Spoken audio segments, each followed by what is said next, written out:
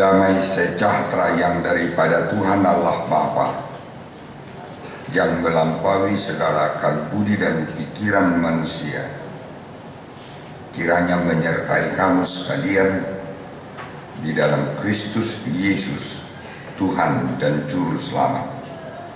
Amin. Bapak, Ibu, saudara-saudara, firman Tuhan khotbah dalam kebaktian minggu kita pada hari ini tertulis dalam surat 2 Petrus pasal yang ketiga ayat 6 sampai 15. Dan bahwa oleh air itu bumi yang dahulu telah binasa dimusnahkan oleh air bah, tetapi oleh firman itu juga langit dan bumi yang sekarang terpelihara dari api dan disimpan untuk hari penghakiman dan kebinasaan orang-orang fasik. Akan tetapi saudara-saudaraku yang kekasih, yang satu ini tidak boleh kamu lupakan, yaitu bahwa di hadapan Tuhan satu hari sama seperti 1000 tahun, dan 1000 tahun sama seperti satu hari. Tuhan tidak lalai menepati janjinya, sekalipun ada orang yang menganggapnya sebagai kelalaian, tetapi Ia sabar terhadap kamu, karena Ia menghendaki supaya jangan ada yang binasa, melainkan supaya semua orang berbalik dan bertobat. Tetapi hari Tuhan akan tiba seperti pencuri. Pada hari itu langit akan lenyap dengan gemuruh yang dahsyat, dan unsur-unsur dunia akan hangus dalam nyala api, dan bumi dan segala yang ada di atasnya akan hilang lenyap. Jadi, jika segala sesuatu ini akan hancur secara demikian, betapa suci dan salehnya kamu harus hidup, yaitu kamu yang menantikan dan mempercepat kedatangan hari Allah. Pada hari itu langit akan binasa dalam api, dan unsur-unsur dunia akan hancur karena nyalanya. Tetapi sesuai dengan janjinya, kita menantikan langit yang baru dan bumi yang baru di mana terdapat kebenaran. Sebab itu saudara-saudaraku yang kekasih, sambil menantikan semuanya ini, kamu harus berusaha supaya kamu kedapatan tak bercacat dan tak bernoda di hadapannya dalam perdamaian dengan Dia. Anggaplah kesabaran Tuhan kita sebagai kesempatan bagimu untuk beroleh selamat, seperti juga Paulus saudara kita yang kekasih telah menulis kepadamu menurut hikmat yang dikaruniakan kepadanya. Bapak, Ibu, saudara-saudara, kalau di bumi, di alam semesta ini, langit, bumi dan segala isinya akan lenyap, suara yang gemuruh yang dahsyat, unsur-unsur dunia pun akan hangus dalam nyala api, bumi dan segala yang ada di atasnya pun akan hilang lenyap, maka berakhirlah segala sesuatu. It's the end of the world. Tetapi biarpun segala sesuatu akan berakhir dan lenyap, tapi Tuhan Allah Sang Pencipta, yaitu Yesus Kristus Juru Selamat, tetap kekal selama-lamanya. Oleh sebab itulah dalam perjalanan sejarah dunia ini dari dahulu, hari ini, besok dan ke depan, selalu ada dua perbedaan waktu, masa lalu dan masa depan. Masa kini yang sedang kita jalani, lalu kita menantikan besok, lusa dan seterusnya sampai akhir hidup kita. Dalam dua perjalanan itu yang lalu, masa kini dan kita menantikan masa depan, kita sudah memutuskan dalam hati dan meyakini bahwa segala sesuatu nantinya akan berakhir. Akhir dari segala sesuatu itu ada dua hal. Mungkin ketika kita masih hidup, tetapi yang pasti kapanpun itu akan terjadi sesudah kita mati. Namun apa artinya kehidupan ini? Kalau sekarang pun kita akan mati, dan biarpun tidak akan mati, kalau hari kiamat akan tiba kita juga akan mati.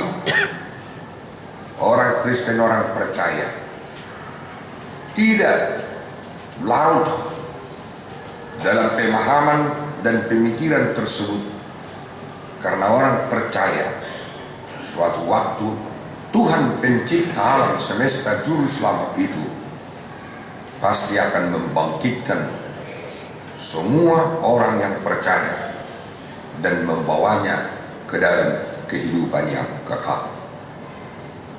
Bapak Ibu saudara-saudara, firman Tuhan khotbah kita pada hari ini menjelaskan tentang hari depan, hari yang dahsyat, nyala api yang tidak terkatakan betapa beribu juta panasnya, kehancuran dari segala unsur-unsur, tidak ada yang tersisa, dan itulah yang disebut dengan hari kiamat. Hari kiamat itulah yang disebutkan dalam pandangan teologi Kristen hari Tuhan, the day of God. Dan hari Tuhan itulah yang disebutkan dengan kedatangan Kristus yang kedua kali. Kedatangan Kristus yang kedua kali itulah yang kita peringati, kita persiapkan 4 minggu berturut-turut dengan sebutan minggu Advent. Supaya dalam 4 minggu berturut-turut ini kita merenungkan perjalanan yang sudah kita lalui, sekaligus kita mengintrospeksi diri pada hari ini, supaya besok dan lusa hidup kita lebih bernalar, lebih berguna, lebih berarti, lebih diperkenankan oleh Tuhan. Sebab supaya ketika datang hari Tuhan, the day of God, hari kiamat itu, hari kematian itu, hari kehancuran itu, kita didapati Tuhan tidak bercacat. Bapak Ibu saudara-saudara,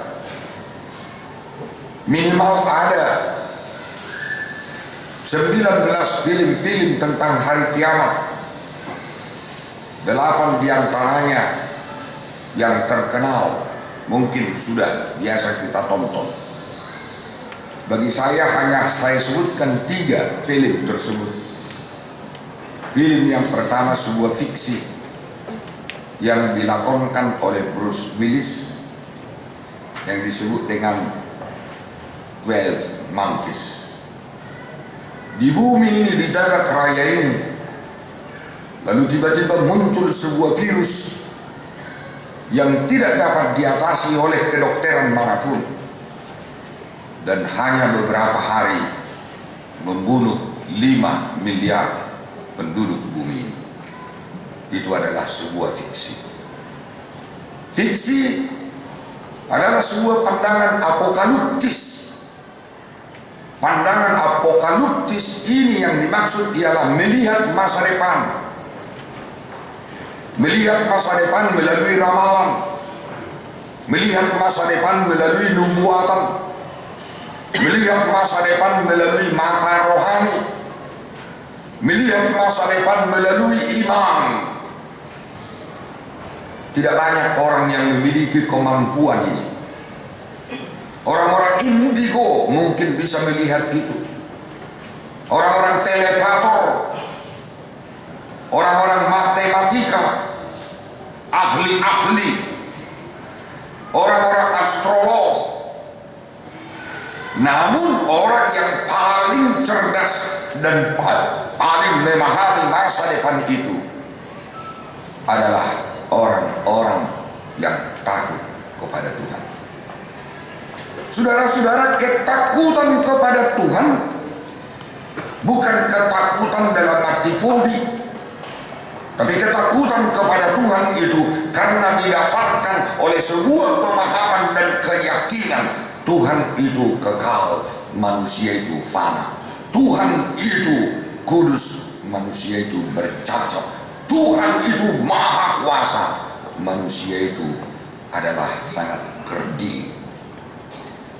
Dalam pemahaman inilah manusia memiliki iman, lalu memandang dalam mata batinnya, dan Tuhan yang dipandang, diyakininya, dipercayainya, memberikan kepadanya wahyu. Bagaimana masa depan itu situasinya dan kondisinya, bagaimana hari kiamat itu kondisinya, apa yang dilulu letakkan, salah satu dari wahyu itu, itulah yang kita peroleh melalui khotbah ini yang ditulis oleh Rasul Petrus. Saudara-saudara, dalam film 12 Monkeys itu tidak ada kesempatan berobat.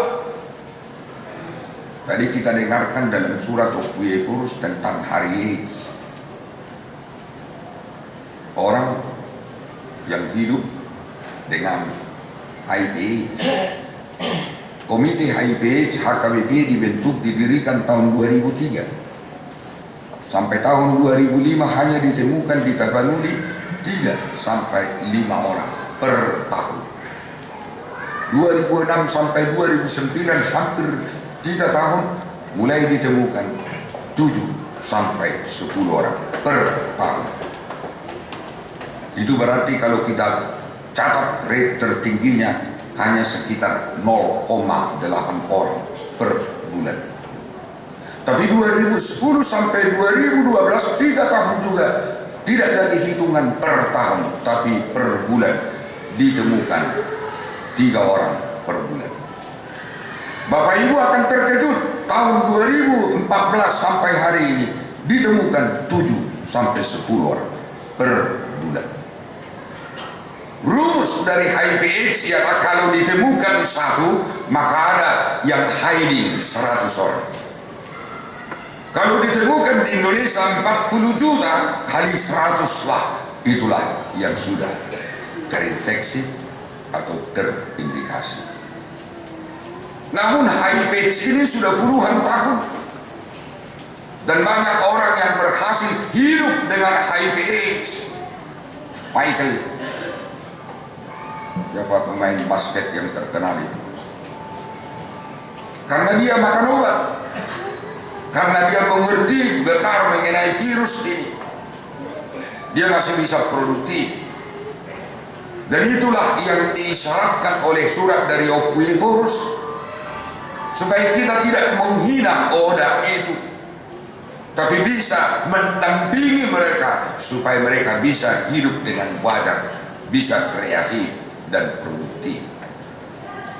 Mereka tidak lantas mati, tapi kekebalan tubuhnya semakin berkurang.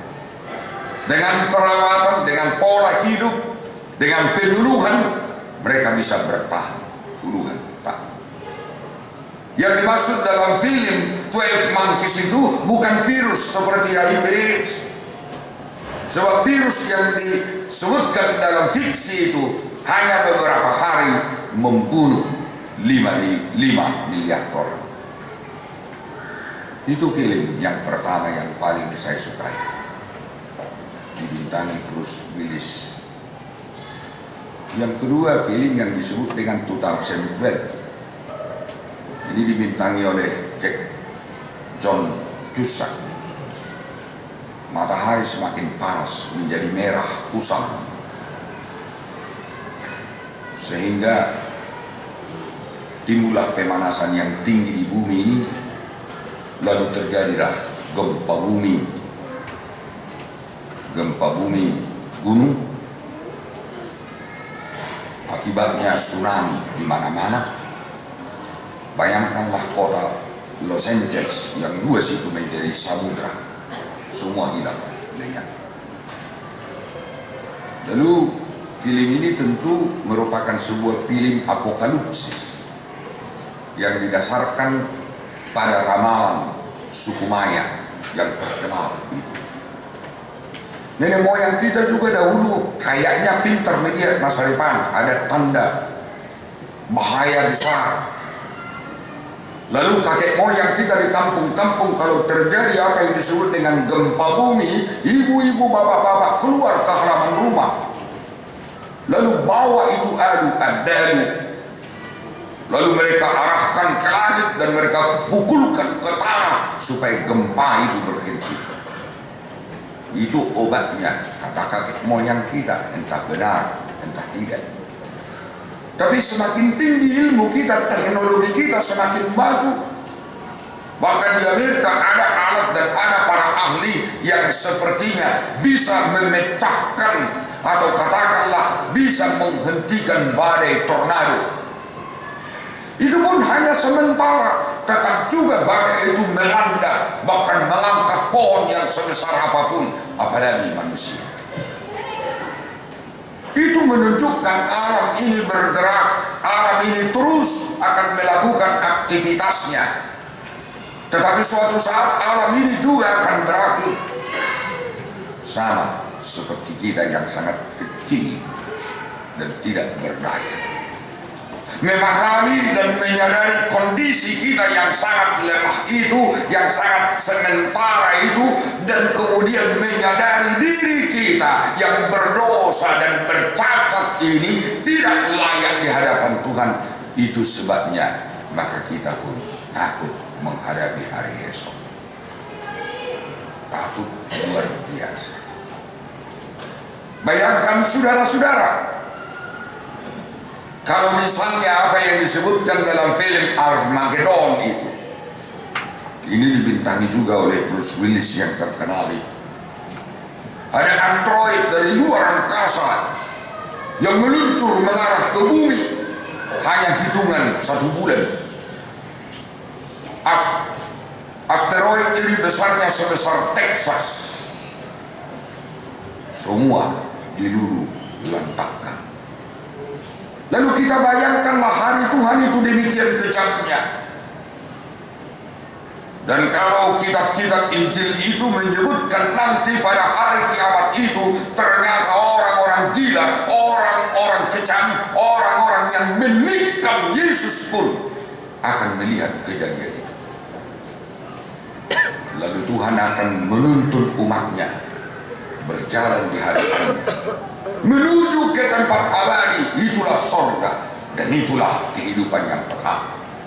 Sementara orang-orang jahat yang dulu menikam dia, yang dulu menghukum dia, yang dulu mengejek dia, kemudian ditinggalkan, lalu kemudian muncullah kegelapan menelan mereka, terdengarlah raungan, pekik tangis, tidak ada yang dapat menolong. Itulah gambaran apokalipsis dalam kitab-kitab perjanjian lama, kitab Joel, kitab Amos, kitab Daniel, kitab Yesaya, kitab Yeremia. Itu sebabnya epistel kita itu berkata, hiburkanlah, hiburkanlah, penduduk kota itu ketakutan, penduduk kota itu sedih dan berduka, sebab akan datang bencana. Sebelum datang bencana itu, luruskan jalan-jalan, datarkan jalan-jalan, bertobatlah. Bapak Ibu, saudara-saudara, renungan kita mau menekankan bagaimana kita menantikan hari itu sekaligus mempersiapkan diri kita. Benarkah itu ada? Kok sekarang sudah 2000 tahun sesudah firman ini dituliskan tidak datang juga? Jangan bikin hitung-hitungan. Itu sebabnya Petrus menuliskan 1 hari bagi Tuhan, 1000 tahun bagi kita. Boleh jadi masih 2 hari, tapi anggaplah itu lama. Tuhan tidak lalai. Kalaupun itu lama menurut hitungan manusia, anggaplah ini kesempatan untuk bertobat, kesempatan membenahi diri, kesempatan untuk mendelete cacat-cacat kita, kesempatan untuk berbuat baik. Dan kalaupun ini adalah merupakan sebuah kesempatan yang ketiga, anggaplah itu sebagai kesabaran Tuhan. Mungkin Tuhan mau mengulur waktu. Tuhan bersabar menantikan perubahan kita. Perubahan kita seperti yang dikatakan oleh pemimpin kita, revolusi mental, perubahan yang mendasar, yang esensial, perubahan yang memberikan arti dan buah yang baik bagi Tuhan, buah yang baik bagi manusia dan dunia ini. Pertanyaan terbesar selama kita hidup, apakah 10, 20, apakah 50, 70, atau mungkin mencapai 100? Bukan hitungan 100 dan 50 tahun, tapi hitungannya bagaimana kita hidup di bumi ini. Sesuaikah dengan adat, norma, regulasi? Sebadankah dengan kehendak Tuhan? Saya berikan contoh Alkitabiah.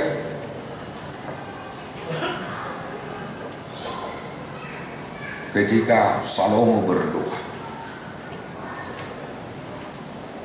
lalu Tuhan mendengar doanya, lalu datanglah Tuhan kepada Salomo dalam visinya. Anakku, apa yang kau minta dariku, mintalah akan kuberikan. Apa yang diminta Salomo? Tuhan, berikanlah aku hikmat, didikan, pengertian, supaya aku bisa menimbang segala perkara untuk memimpin bangsa yang besar ini. Lalu Tuhan berkata, baiklah anakku, kau tidak meminta harta kekayaan, kau pun tidak meminta nyawa musuhmu, kau pun tidak meminta kekuasaan. Aku akan memberikan kepadamu ilmu, hikmat, didikan, dan pengertian. Dan saya katakan kepadamu, tidak akan ada orang sepintar engkau sebelum dan sesudah engkau. Ayat ini menjadi satu kalimat mutlak. Tidak pernah ada orang yang melebihi kepintaran Salomo. Bapak tahu saudara-saudara, ketika Nebukadnezar katakanlah meluluh lantakkan kota Yerusalem dan termasuk bait Allah, dirampasnya lah emas, dijarah, lalu dikumpulkan orang-orang muda yang pintar, kemudian ditawan, dibawa ke Babel, orang-orang hebat dan potensial yang miskin ditinggalkan. Untuk apa itu? Sebab sebenarnya kenapa Nebukadnezar menghancurkan Yerusalem dan menjarah bait Allah? Tujuan utama bukan emas. Tujuan utamanya ialah mencari dan menemukan sebuah buku yang ditulis oleh Salomo yang berjudul Bahasa Burung. Dan orang yang bisa membaca, menafsirkan, menjelaskan kitab ini haruslah orang-orang saleh. Itu sebabnya juga dia tangkap Sadrak, Mesak, Abednego, Daniel, sebab mereka adalah pelayan-pelayan di bait Allah yang diyakini bisa membaca kitab itu. Melalui kitab yang ditulis oleh Salomo ini, katanya manusia bisa memasuki alam abadi, bisa mengalahkan tantangan dunia, bahkan meteor, android, bahkan apa yang disebut dengan hari kiamat. Sebab dengan buku bahasa burung ini, dia akan memasuki keabadian. Saudara-saudara, barangkali itu juga yang ditulis oleh suku Maya. Maka mereka bisa memprediksi dan bisa berimajinasi tentang kehancuran dunia ini. Lalu Tuhan berkata kepada Salomo, anakku, kuberikan kepadamu hikmat, didikan, pengertian, dan tidak akan ada orang seperti engkau sebelum dan sesudah engkau. Namun Salomo, anakku, walaupun engkau tidak meminta umur yang panjang, aku berikan kepadamu umur yang panjang, asalkan engkau melakukan peraturan dan ketetapanku seperti yang dilakukan oleh ayahmu Daud. Bapak Ibu, berapa umur Raja Salomo? Kita Kita baca dalam kitab 1 Raja 9 ayat 25. Disebutkan di sana, ternyata Salomo itu hanya 3 kali berminggu setahun. Tuluh hari masa lalu. Umur Raja Salomo itu hanya 80 tahun. Tuhan berkata, aku berikan kepadamu umur yang panjang asalkan engkau melakukan peraturan dan ketetapanku sama seperti yang dilakukan oleh ayahmu Daud. Berapa umur Daud? 120 tahun. Berapa kali Daud berdoa? Kita baca dalam Mazmur 5 ayat 4 mulai dari ayat 3 disebutkan, Daud itu pagi hari sudah berseru-seru kepada Tuhan. Setiap pagi dia menggelar persembahan dan menanti-nantikan Tuhan. Ada 2 bentuk kehidupan, yang satu pintar, kekuasaannya besar, seluruh raja-raja, orang-orang terpintar pun akan duduk di bawah kakinya mendengar petatah petiti, ilmu, kebijakan, hikmat dari Raja Salomo itu. Tapi dia itu berhikmat luar biasa. Bayangkan ibu-ibu maaf, istrinya 800 orang.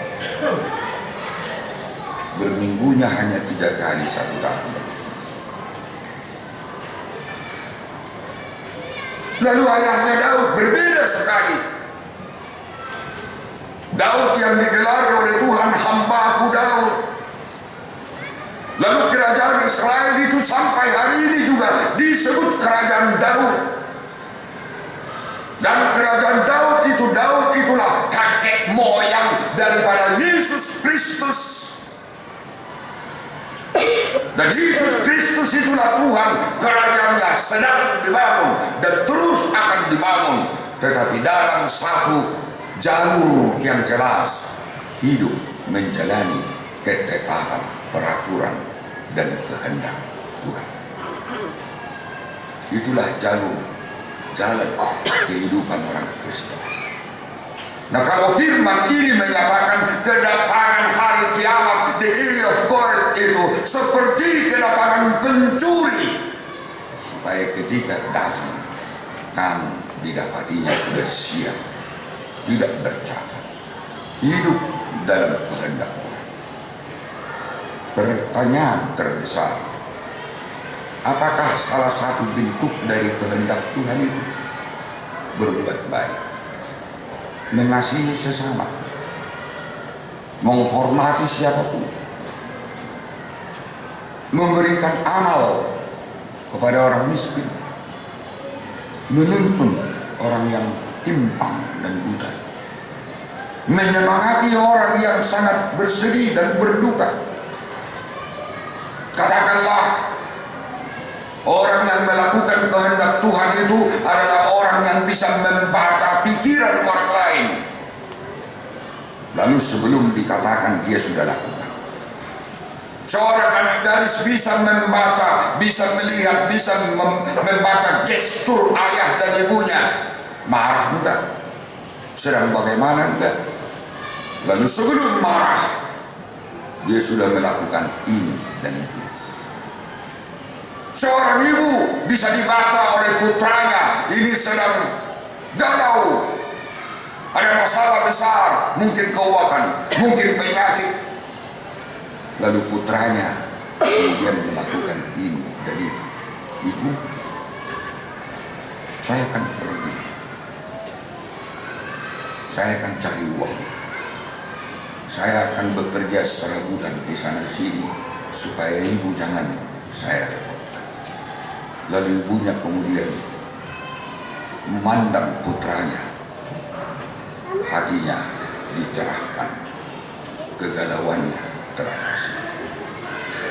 Betul, itulah cara hidup yang benar, yang berkenan di hadapan Tuhan. Itulah cara hidup yang disukai oleh setiap orang. Tapi tidak cukup hanya itu, sebab hanya dengan berbuat sehari-hari tidak ada komunikasi dengan Tuhan. Salah satu yang paling mendasar, berdoa kepada Tuhan. Saya senang sekali melihat putra-putri kita tadi yang ikut ke festival nasional di Medan. Walaupun mereka belum berprestasi sangat baik, tapi mereka sudah bisa bernyanyi dengan baik. Saya senang sekali mereka masih muda-muda. Saya yakin mereka adalah orang-orang yang berdoa. Saya pun senang melihat ibu-ibu ini, penguanina. Saya kira tadi sudah tua-tua, tapi masih muda-muda. Syukurlah. Tidak banyak orang seperti penguanina. Biasanya 50-60 tahun. Ini masih ada yang 30-an. Mau lihat enggak kayaknya. Percuma. Berbuatlah baik. Bisa membaca pikiran orang lain, mengerti maksud orang lain. Lalu sebelum diminta, ibu-ibu sudah melakukan, terutama suami ibu-ibu. Jangan biarkan suamimu marah besar. Unang caluhamu dobi siang napaku. Jangan terlalu mencurigai suami. Gak bisa kamu tangkap suamimu itu, gak bisa kamu rantai itu. Itu masalah hati. Biarkanlah. Serahkan kepada Tuhan. Berdoa supaya Inang tidak berdosa. Nanti kalau ibu terus curiga, cepat tua. Tapi kalau ibu berlapang dada percaya kepada Tuhan, ibu akan sehat. Para ilmuwan sudah menyebutkan, baik di Eropa maupun di Amerika, orang yang bercuriga, orang yang pelit, orang yang tidak suka sosial, orang yang tidak mau ke pesta adat, orang yang hidup individualistis, jantungnya lebih bermasalah dari orang yang suka ke pesta, suka membantu, orang memereng namar sahih, orang lohok mengakuli, terutama suka berdoa. Perhatikanlah, asal mati sianu di utara sia mati, tak pola manfaat. Mati di selatan, nisi sia mati, tak pola manfaat. Mati di timur, mati di barat, sian di barat tertuduh bino. Umurnya panjang. Umur udah ngolo, peduli tuak kana monting, peduli tuak kana burus. Bapak Ibu saudara-saudara, firman Tuhan ini ada satu keinginan rupanya supaya lebih cepat. Roma ho Tuhan, Maranatha, roh Tuhan. Martin Luther berkata, aku selalu menginginkan di Dios God itu besok datangnya, supaya hari ini aku sungguh-sungguh mempersiapkan diri. Tapi biarpun besok itu datangnya, hari ini saya masih menanam anggur. Tapi juga aku mengharapkan hari itu masih lama sekali, supaya aku memiliki banyak waktu untuk melakukan tugas-tugasku, kata Martin Luther. Jadi kita jangan seperti saudara kita yang di Bandung dulu tahun 2004. Digelar karpet merah, itulah hari Tuhan katanya. Kemudian ditangkap, lalu diadili dan dihukum. Waktu itu saya diminta sebagai saksi ahli, dan saya mau, dan saya bela dia. Saya katakan itu masalah iman. Soal dia katakan tanggal 24 November 2004 itu soal dia, tapi itu soal keyakinannya. Tidak boleh dihentikan oleh siapa. Tapi Yesus Kristus jelas mengatakan, firman Tuhan jelas mengatakan ketika ditanya oleh muridnya, kapankah itu guru? Yesus menjawab, tidak seorang pun yang mengetahui. Bahkan anak itu, malaikat pun tidak tahu. Apalagi Bruce Willis, apalagi Presiden Amerika yang hebat itu tidak tahu. Yang tahu hanya Bapa di surga.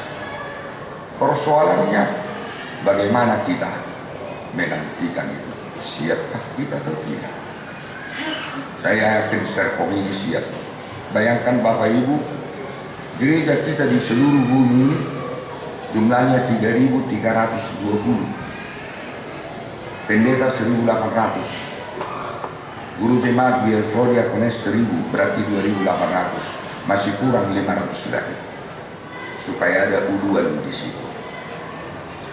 Lalu kalau khotbah ini sekarang dikhotbahkan di 3.320 buah gereja HKBP, bayangkan berapa ratus ribu yang mendengarkan Siapkah yang mendengarkan itu?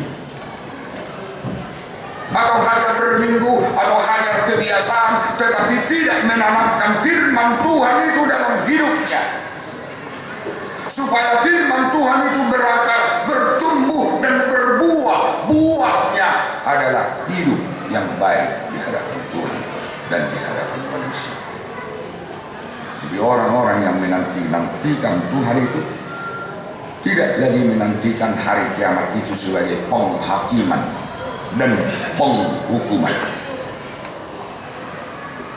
Tidak lagi melihat hari kiamat itu akhir dari segala sesuatu, tapi akan melihat hari Tuhan itu sebagai hari pemulihan dan pencerahan Tuhan dalam hati kita. Amin.